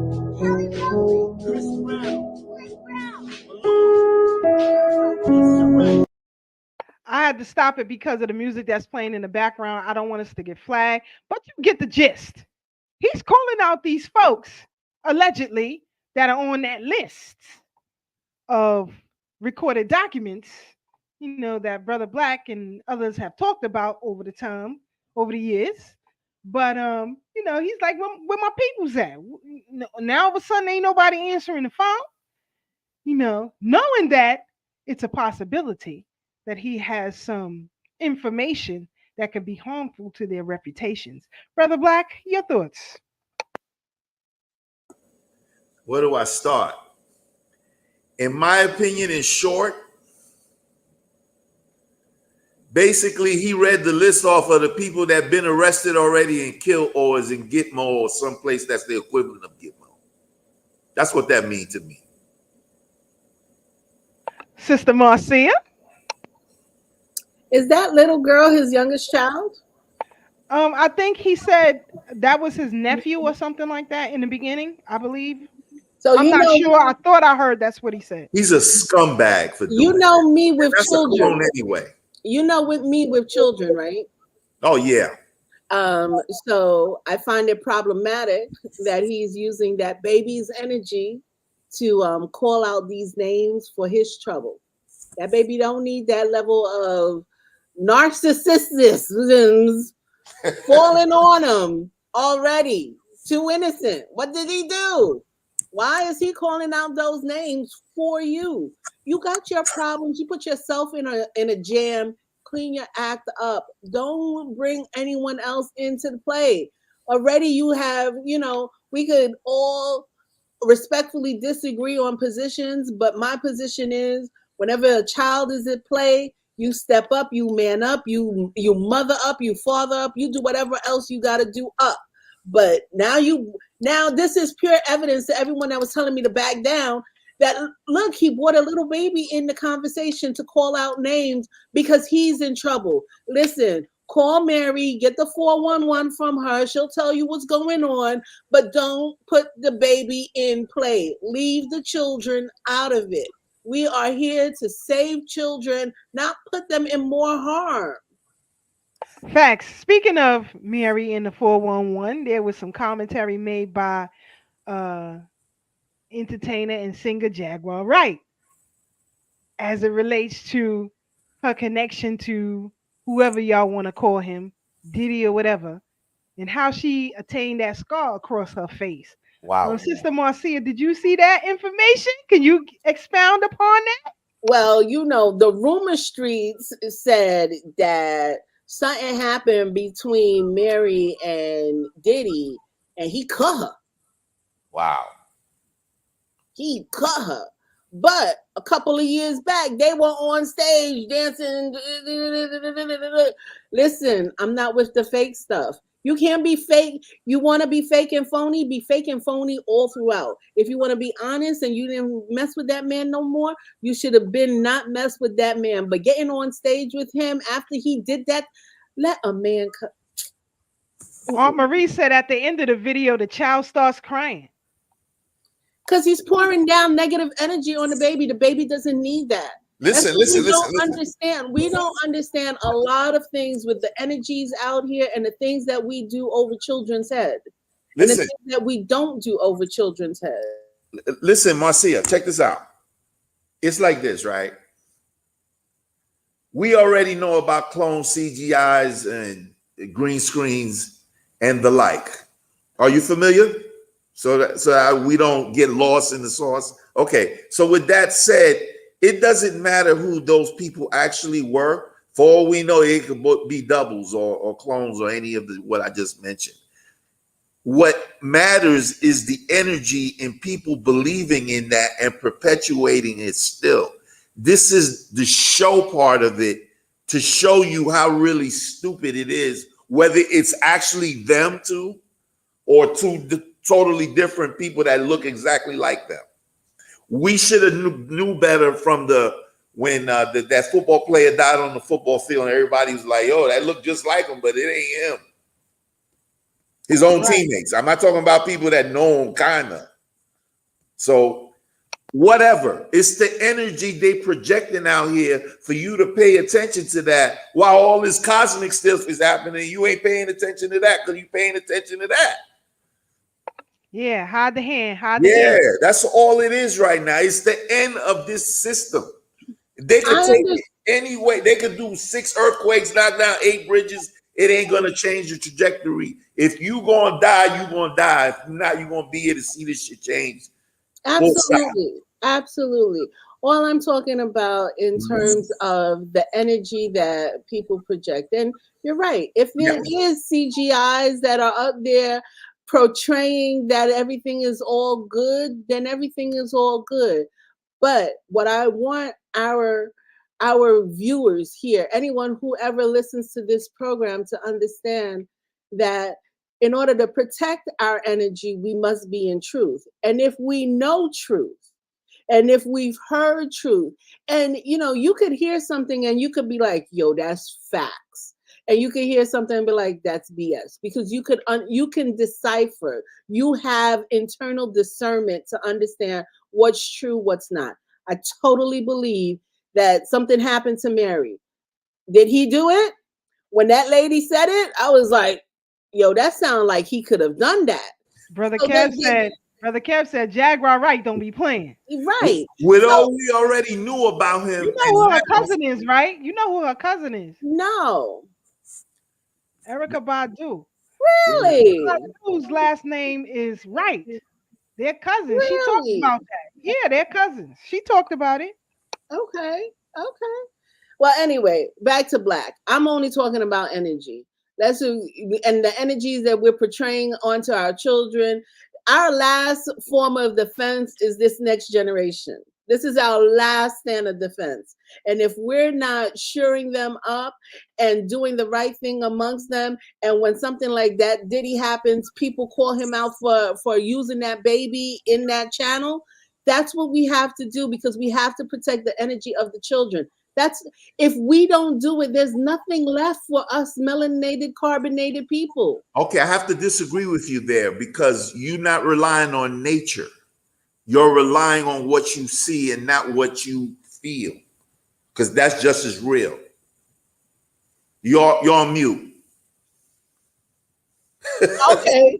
Yeah, I know I was on mute, because we're going to respectfully disagree on that. Okay, that's cool. Okay. That's how we do. We thorough over here. Everybody get a voice. Sister Farnessa, the whole video is on our IG page. It's on our IG page, so you can see it when you want to. But now, moving on to the recent news that I found out of our sister Kayla Rincon Miller, who was senselessly murdered or unalived, if you will, in Cape Coral, is it? Florida? Yeah, Miami area. Leaving movie theater with her friends. But I'm going to get off my soapbox. I'm going to play the video and we'll come back and we'll discuss. Here we go, family. Hold on. Connection to a 15-year-old's death. We told you that Kayla Rincon Miller was shot and killed in a Cape Coral street while walking to get fast food with her friends. And this boy, 16-year-old Thomas Stein, was arrested as an accomplice. Wait News reporter Jolena Esperto joins us live from Kayla's memorial. And Jonalena, are police any closer to finding those other suspects? Lois, that is the hope. Now, Cape Police won't release any more updates if they have any, but Kayla's family is anxiously waiting for the others in that silver Nissan Pathfinder who pulled over alongside Kayla and attacked her to be charged. Now, it won't bring Kayla back. It won't take away the pain and the heartbreak that they're feeling, but it may give them a tiny bit of closure in this horrific tragedy. For the community, Kayla Rincon Miller's murder seems unreal. Cape Coral, this is something that you did not expect to hear. For her family, it's a real-life nightmare. Kayla was shot and killed walking to McDonald's with 2 other girls after the movies Sunday night. Here at her memorial, her family set up a tent to protect it from the coming storm. While we were here, Cape Police stopped by to investigate with K9 units. Kayla's family told me this is the 3rd time they've done this since Kayla's murder. So far, one person, 16-year-old Thomas Stein, has been taken into custody, charged as principal to murder while engaged in robbery. One of his neighbors told me she never knew him. People in connection to a 15. I just want to give y'all some more information. This guy, Thomas Stein, 16, accused of participating in the murder in court on Monday. Stein will be released because under Florida law, most teenage offenders can be released if their trial doesn't start within 3 weeks of their arrest. According to Cape Coral Police Department, Stein is not believed to have been the gunman after a thorough investigation was conducted following his arrest. Kayla Rincon Miller was killed on March 7th in an attempted robbery after leaving a movie theater with her friends. I'm not surprised that he's been released. I'm not surprised because I'm pretty sure there are thousands upon thousands of young black males who have been arrested and sitting in jails waiting for their trial to begin in the state of Florida. I have no doubt in that. But again, as we talked about last week when Sister Pamela Smith was with us, we have no protections, especially as black women. You have no protection. They still see you as their property. Period. Sister Veronica Nikki, she said another Dylan Roof. Just I'm gonna get off my soapbox. Sister Marcia, your thoughts on this? I was going to say the exact same thing. That photo looks exactly like Dylan Roof, exactly like him. And, they took that boy to Burger King. So now he can take himself to Burger King, right? Yeah, our children, we suffer. We're on the demise. We're this now, our children, keep that in mind, Sister Marcia, with our children. Because Newark, New Jersey, shout out to the Jersey family. Shout out to y'all. Have now imposed a curfew for children 17 and under. You can't be no more than 100 yards from your house between the hours of 11 p.m. and 5:30 a.m. The first violation is a warning and an escort to the home. The second, we don't know. But let's hear what people are saying. Here we go. Kids should have freedom, but I feel like this will help during the summer months just to keep kids protected. That's what city leaders here are banking on, that families will buy into the youth curfew, which a few people we spoke to say is a good idea. If it's after 11 anyways, what are they doing on the street? As far as kids, I think it starts with the home, the parents got to work together. The curfew begins this Friday. Basically, anyone 17 and under can be no more than 100 yards from where they live between 11 at night through 5:30 the next morning. The first violation, the minor gets a verbal warning and taken home. More violations, the child can be taken to a youth crisis facility and be released to a guardian. Even stiffer, parents can be reported to Children and Family Services. Studies have been conducted over the years that say youth curfews have little to no effect on crime and harm prevention. Try to find a better way, try to get into the community and talk to these kids and see exactly what they would want instead of imposing and trying to incentivize a curfew on kids that you don't even really know. Kids should have. Your thoughts, family, on this imposed curfew? So the children of Newark, New Jersey. 17. What are you doing outside? What are you doing outside? Right? Well, you have, at least when I was 17 years old, I worked. Okay. I worked after school until midnight. I was working at Kentucky Fried Chicken. That's so funny. So when I got my working papers, I was told that I was not allowed to work after 9 p.m. I had to be in the house after 9 p.m. That was the law when I got my working papers. So I always had a job that made sure that I was home before 8 o'clock. And it was stated on my working papers. So is that true? Were they violating your rights as a young person to have you working that late? Marcia, I'm sorry. Go I'm ahead. sorry. Sorry. Go ahead. Okay. We was born in the early 70s. New York in the 70s, as far as the law was concerned, was the Wild Wild West. When A-Beam and the city went broke and all that, this was way before internet and all that. I was a kid, but I remember some of it because I'm gifted to remember those things. But I had my working papers in what, 80, 90? Yeah, you always had to have them, but like right. But what I'm saying is, if she was working, if the working papers stipulated this was your end time, and she was working to 11 o'clock, that's why I said that's a violation. Most kids was doing it back then. That was working. That's a violation. New York State violated that. No, I didn't.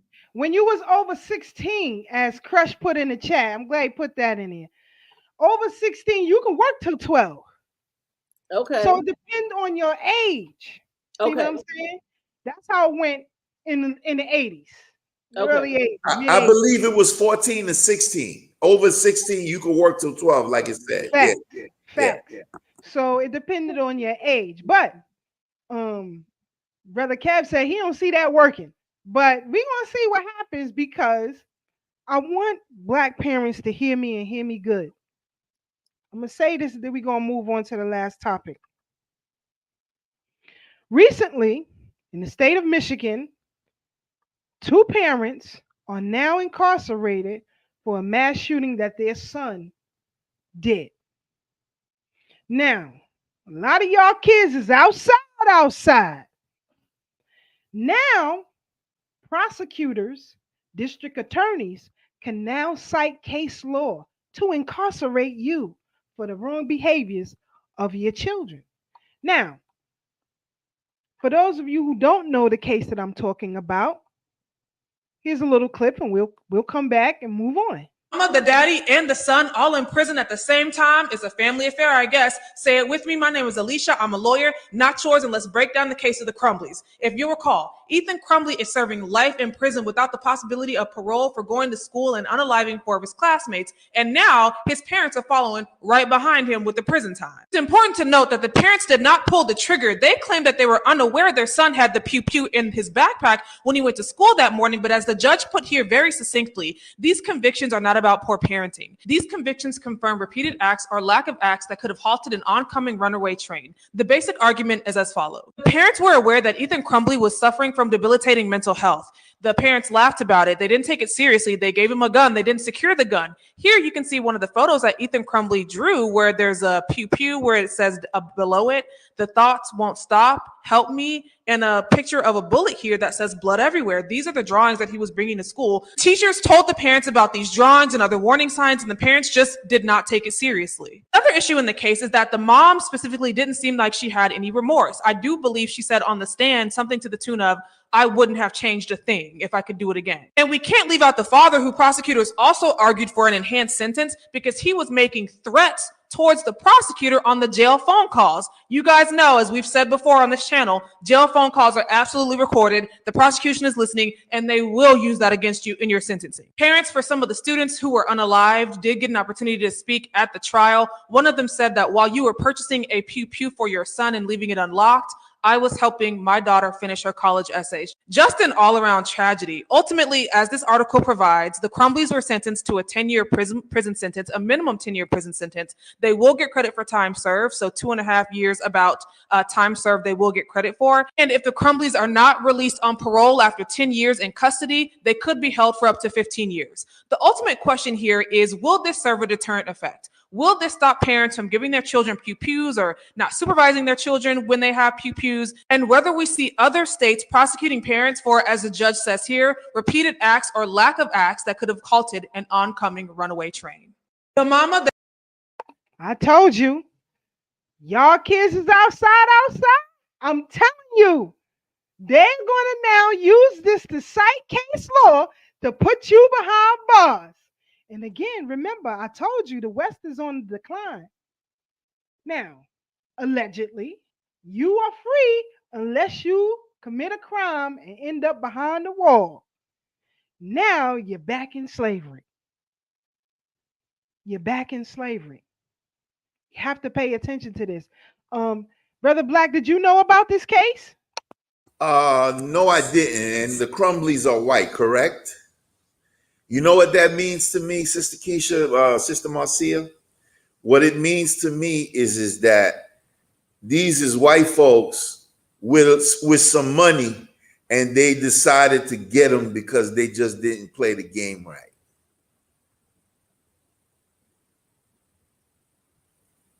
When you say white folks with some money, you mean those who prosecuted them, or? No, they had money. They probably were, not wealthy. Not wealthy. They ain't got no. Okay, well then they didn't, and that's why they didn't know how to play the game. They should have had a lawyer speak for them. No, I think so I followed the case a little bit. They called the parents to the school that particular day that he unalived a few people. Right. And the parents chose not to take their child home. They chose not to deal with whatever mental issue the child was going through and left him there. I will hold the parents accountable for something like that too. I think there are certain situations, as someone that's been in the streets and someone who is a mom and someone who watches other children, there are some things a parent needs to take responsibility for.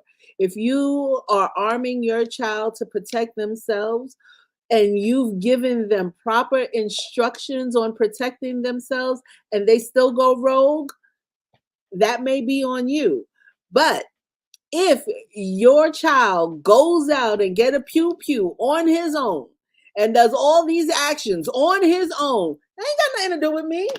Let me tell you something. I don't know where that brother or daughter got their stuff from, but I am not spending no time for you, son, daughter. You go handle your business. The same way you handle that business, you keep handling it. You don't bring me in here.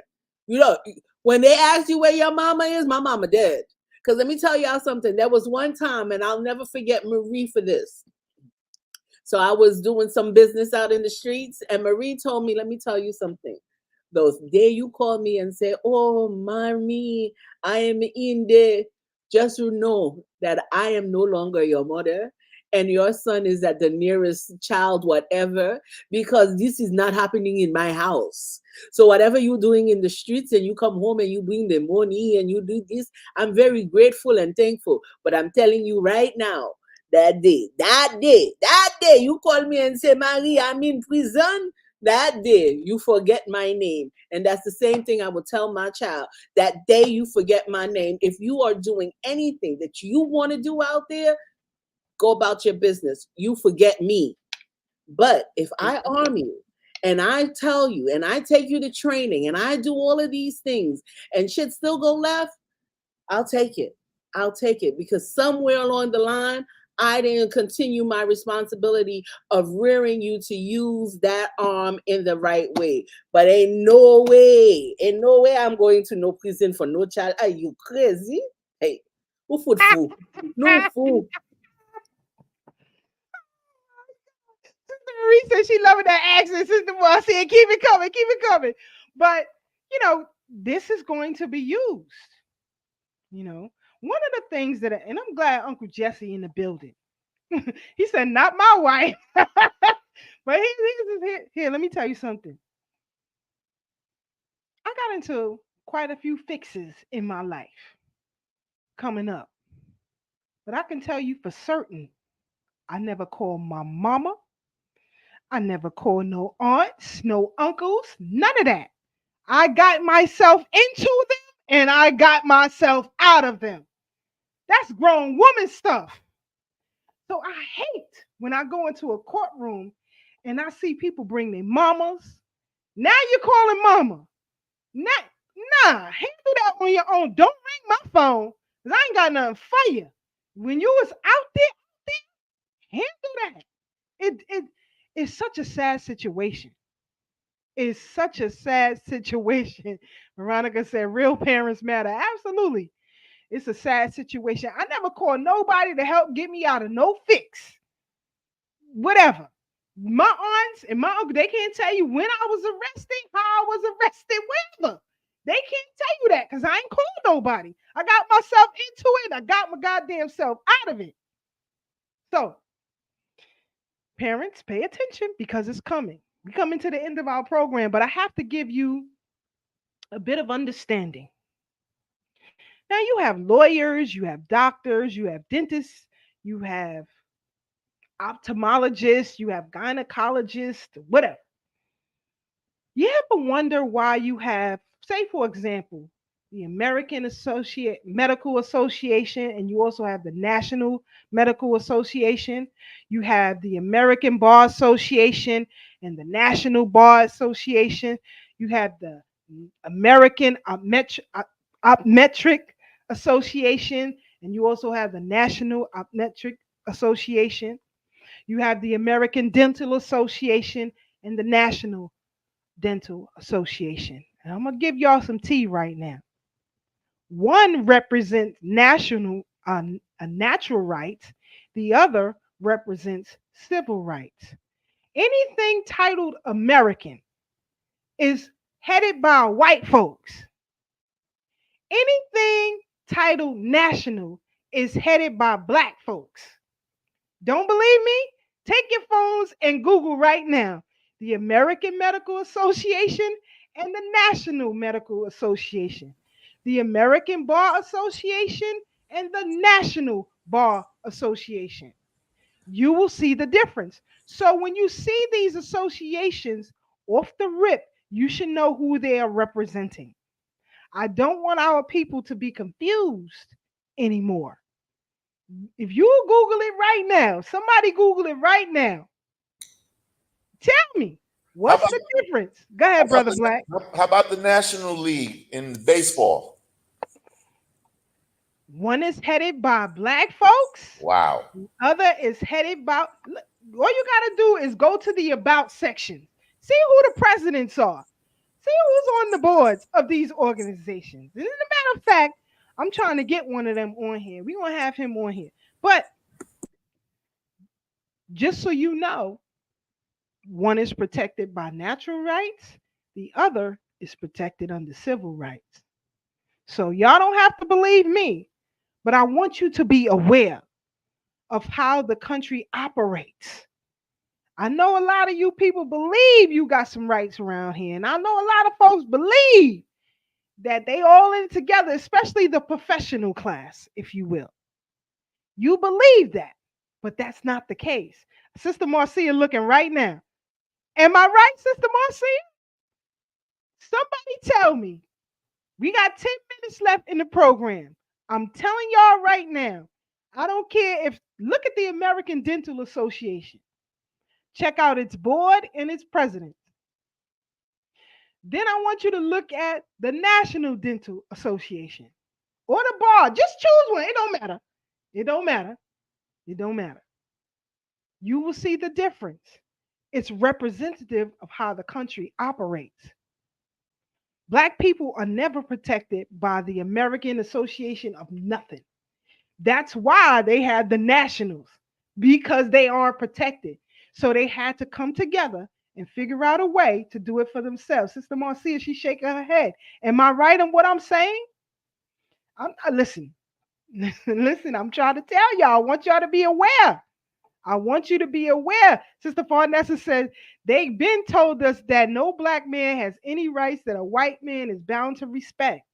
This is the law of the land.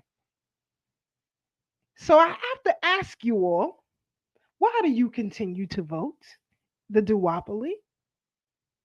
Somebody explain to me. They're Why addicts. he said you are addict. Brother Black said you turned out like dope fiends. That's what he said. Go ahead, Marcia. I'm afraid. I don't know any better. The only thing I've heard of all my life was Democrat and Republican.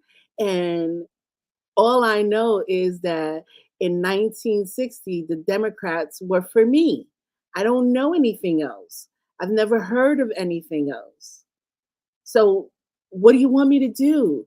Where do you want me to go? I don't know. And then nobody else is talking to me. I can go to my city council person. Their office is right there up the block. I can go talk to them and they'll tell me to just stick with what I know. Democrat. Go straight down the line. Yay! Sister Veronica, definitely. We were trained very well. We were trained very well how to recognize. I'm trying to tell y'all. So, we're coming down to the end of our program. I got some news. I'm glad Sister Marcia remind me. And Brother Gerard. Shout out to Brother Gerard. We'll see him on Saturday. But the movie The Messiah has been making its rounds throughout the country and outside the country's film festivals. Right? This Saturday, Messiah, the movie, will be showing at least part of it at the Queens Village Film Festival. Right? Am I right? Am I saying that right, Sister Marcia? Hold on, here we go. Queens Urban Queens, yeah, Queens Underground, yeah. International Film Festival. So, we will be in attendance, Sister Marcia and myself. We will be in attendance. I will have a conversation with Brother Gerard. I know Brother Black has been following. And of course, once he's done making the rounds, Brother Black, he's going to come back on our program. So, Good show. Good show. It's going to be a red carpet event. So we'll be pulling up. And we'll come back next week and we'll report. We'll get to talk to some of the cast who are going to be there because they are not even staying for the whole thing because they have to then take a flight out to Dallas to make another film festival. So this thing is making the rounds. So I'm happy to announce that. Also at Nicholas Brooklyn, this weekend, there are some events that are taking place. If you follow Nicholas Brooklyn on social media platforms, you'll be able to find out who is going to be on the bill. I know on April 27th, Riza Islam will be there. So, you know, a lot of things are happening. And Sister Marcia, you ready for Saturday? We're going to turn up. I am. We got to narrow down the time that I got to be there on time. But it's right down the block for me, so I shouldn't be late, right? I hope not. I'm going to be there early because I want to have a conversation with Brother Gerard. Yeah, that would be cool. So we could do like a quick little interview. I'll bring out a better phone so I can record it. All right. So, Brother Black, your final thoughts and commentary. Let's roll up out of here. Oh, man, it's going to be great, y'all. Like I always tell y'all, I still got my book for sale. Now that my blog is not keeping me as occupied, please cop it. If you need to get at me, I'm at Elias Flavius on Facebook. That's ELIAS FLAVEUS. My blog is no longer. I'm taking a break for a few more days. I'll probably start another one next week. They ain't gonna stop me from doing it. They just take them and whatever, just move on and start anew. I need to start a new one with the new energy anyway. So if you are feeling the ascension systems that we spoke about at the beginning of the show, meaning you've been feeling the after effects of the eclipse and still feeling them for some of us, just like I said, do some meditation, try to concentrate by some water or, sea or, river. And let's just keep doing the work to become better people, love and respect each other. It's not hard if your heart is in the right place. And with that said, I don't need to talk a lot. I know Sister Keisha got things to do. I know Sister Marcia ready to go. Tell Jay I said what up. See y'all on the bridge next week if they don't bomb it. Peace. Facts. It's the One more thing, real quick. One more thing. I just want to say, what's up with that avian bird outbreak in New York? They saying in the media. I'm not there, so I don't know for sure. Can we address that for 1 second? I'm done with what I got to say. I just want to. I don't know what you're talking about. Okay, it was in the media earlier today. I just thought I'd bring it up. I'm done. Peace, y'all. Go ahead, sis. Thank you, family, for joining us in this really informative talk. So now I gotta go do research on national and American associations. Like, why Sister Keisha always got people studying? Studying is always the most magnificent thing to do if you are a manifester. If you want to manifest the best to you, you must always be learning something new. And so thank you, Sister Keisha, for embarking new knowledge on my forefront. Family, I'm going to tell you this was a fabulous Blacktastic Thursday on Thorough Black Talk. I want us to continue to study manifest. This is peak time of manifestation. So take your time. Earth Day is coming up on top of us. I usually go on a hike with my children, but it's not happening this year. However, I'm inspiring. I want to inspire everyone to go outside and be in nature. And if you can't go outside and be in nature, plant something. This is the time to see growth in your life. If you can't see it for yourself, grow something and see it in a plant. Ganja.